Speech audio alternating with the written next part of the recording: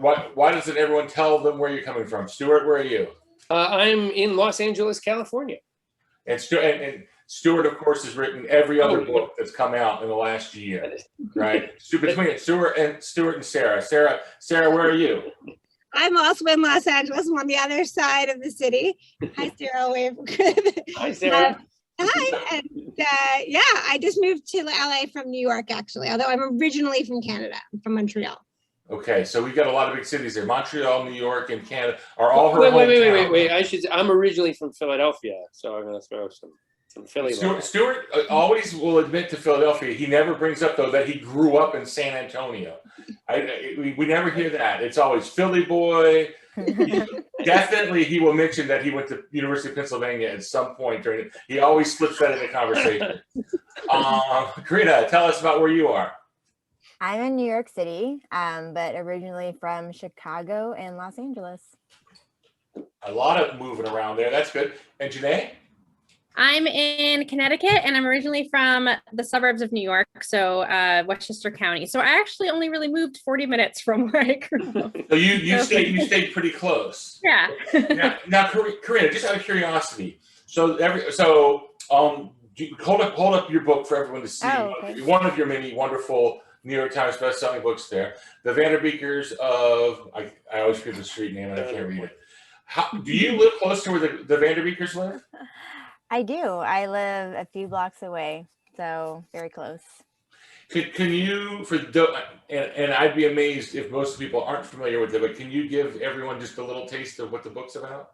Sure. So in the very first book, you meet the family. It's a family of 5 kids. They're living in a brownstone in Harlem, New York City, and Harlem is where I live. And they just find out 5 days before Christmas that their landlord, who's also their upstairs neighbor up in this window, he's not renewing the lease on their apartment. So they are completely devastated. They do not want to move, especially during the holidays and before the new year. So they are hatching lots of plans to change his mind. And that's how the series starts. And it goes on for 4 books. So there's 4 books total in the series, and there's more coming. So they look so good. The covers are awesome too. The writing's amazing, but the covers, I love the covers of those. Maybe we'll talk a little about covers because people think that the writer has something to do with the covers, and my experience is I don't even get at. I see the cover like the week before it comes out. Stuart has 3 active series going on right now, and we'd love to hear a little bit about all of them or whatever you'd like to talk about, Stuart. So introduce your works to everyone here. Okay, all right. Well, I'll go in order of book releases this year. This is Charlie Thorne in the Lost City. So Charlie Thorne is the smartest person on earth, even though she's only 12, and she's been recruited by our government to help track down things that the greatest thinkers from throughout history have discovered but felt were too dangerous to trust humanity with, so they've hidden them away. So in this one, Charlie Thorne is on the trail of something very mysterious and dangerous that Charles Darwin discovered on his travels, and is up, racing a bunch of bad guys to find it. And Bare Bottom here is the 7th book in the Fun Jungle series. This one is a mystery that has to do with a grizzly bear, not surprisingly, where a grizzly bear breaks into somebody's house, and afterwards a very expensive necklace has gone missing, and the question is, was the grizzly bear involved? What happened? And so Teddy Fitzroy, who's solved several crimes in this series, is trying to figure that out, along with the case of some missing buffalo. And Spy School at Sea is coming out later this summer, and this is a Spy School episode at sea. And what number is that? This is number 9. Number 9. I feel like I'm speaking too much. So you guys will see a lot, or you'll hear a lot in the world of middle grade fiction, where a lot of writers try to write about things they know, personal experiences, own voices. But Stuart writing The Smartest Person in the World, I think, is just a pure example of fiction, of someone just being able to imagine a world they have nothing in common with. But no, that's not true at all. Sarah also has 2 series to talk to us about. And we would all like to point out Sarah has outdressed us, I think. Yes. We all didn't know. And outpublished us. And outpublished. Well, there's that. Sarah, tell us about your series. Well, because I'm promoting Good as Gold, which is the latest book in Whatever After, and I realized I have to wear gold to all my events, and I was very excited to find this shirt. So that I had this in my closet, and I have not worn it since before COVID because it's quite fancy. Anyway, I'm very excited to wear it today. I'm the author of the Whatever After series. I've actually written 40 books in total. But in Whatever After, Whatever After is a series for middle grade about a girl named Abby and her little brother who fall into different fairy tales, mess them up, and then have to help the princesses find new happy endings. And they're the 14th book in the series, Good as Gold, just came out, and there's also 2 special editions.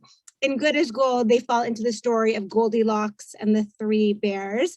But this is actually the first book in the series, which is a 2-in-1, because I realized if I was calling the book Good as Gold, I also had to include Rumpelstiltskin because he's kind of in a famous gold story. So I actually have them realize that Rumpelstiltskin is in the fairy tale as well. So that was really fun to write. And I'm also the writer of a series called Upside Down Magic, which I co-write with Emily Jenkins and Lauren Miracle. And this is the 8th book in the series, and it comes out on Tuesday, and I'm very excited about it. And in Upside Down Magic, it's a world where everyone has magic powers. They kick in when kids turn 10. But there's a group of kids and their magic is a little bit wonky. It's a little bit upside down. So they end up going to a class for kids who also have upside down magic. And some of you guys may know Upside Down Magic was also a movie that was on the Disney Channel that is now available to watch on Disney+. Very exciting.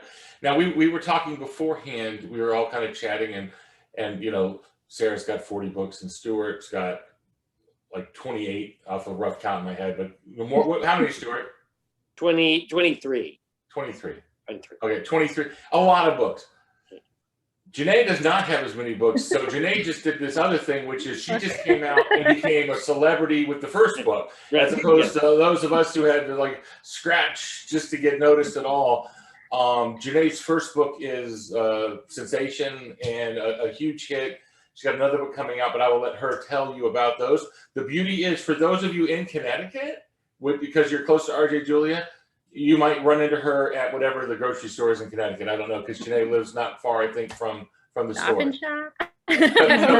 So Janae, tell us about your books, especially the poster on the wall behind you. Oh yeah, so From This, Zoe Washington tells the story of 12-year-old Zoe, who is obsessed with baking, and her big dream is to compete on the Food Network's Kid Bake Challenge show. But on her 12th birthday, she unexpectedly receives a letter from her father, who she's actually never met because he's been in prison her whole life. So she decides to write back, and in getting to know him through their back and forth letters, she ends up finding out something surprising, which is that he is innocent of the crime. And so then the book becomes a mystery as she tries to uncover the truth about what happened to Marcus.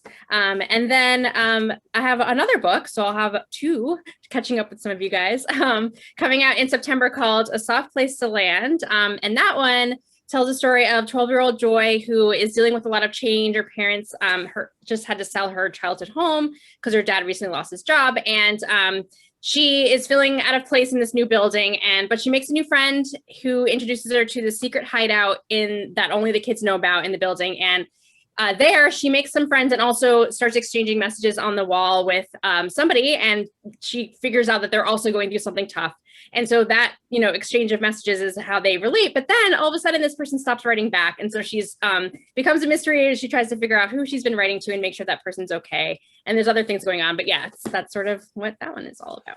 Right. Janae, could you do me a favor? Could you hold that book up again for a second? I want to look at something here. All right. So if you hold that book up and you can see the Zoe Washington cover behind, it's an amazing job that I think her publisher's done, which those books have nothing to do with each other than Janae.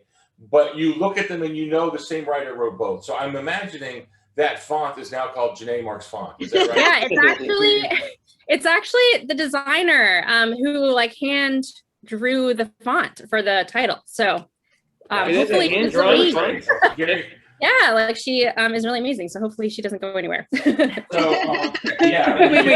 Can you take the different letters from your titles and forge her signature on stuff? Is that possible? I don't know, but she's very good. Yeah, she's really good. And my name's James Ponti. I wrote the Dead City series about zombies, the Frame series about detectives, and my current series is, although I hope Framed is not completely done, City Spies, And the newest one of that is City Spies 2 Golden Gate, which came out this past a few months ago. And it is about 5 kids from around the world who've all kind of fallen through the cracks, and they are adopted by a British spy with MI6, and they live in the coast of Scotland, and they get sent on missions where adults would stand out and where kids could blend in.